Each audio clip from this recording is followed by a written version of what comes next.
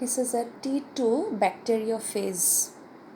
This is a virus that infects bacterial cell. It is called T2 bacteriophage. T2 bacteriophage is a virus that consists of a DNA molecule which is called DNA core enveloped by a coat which is composed of protein. The DNA core protected by protein coat, and these are the tail fibers which help the virus in attachment to the host cell.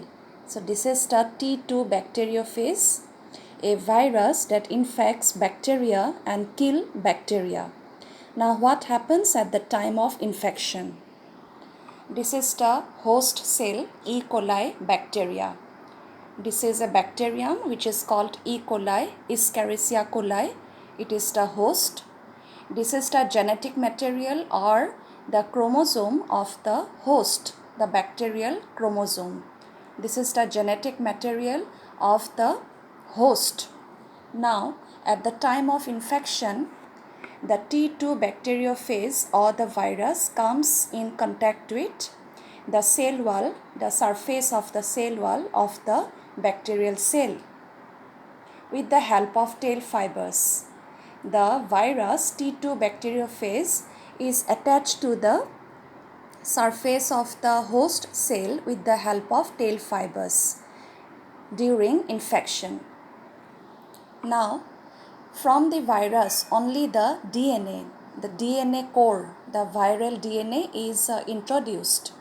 It is put into the bacterial cell or the host cell. The protein coat remains outside.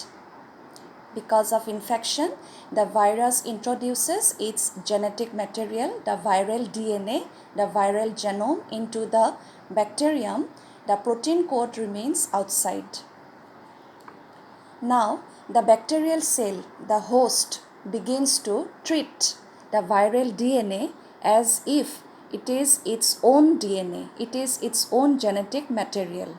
The viral DNA belongs to the virus, and this is the bacterial genetic material.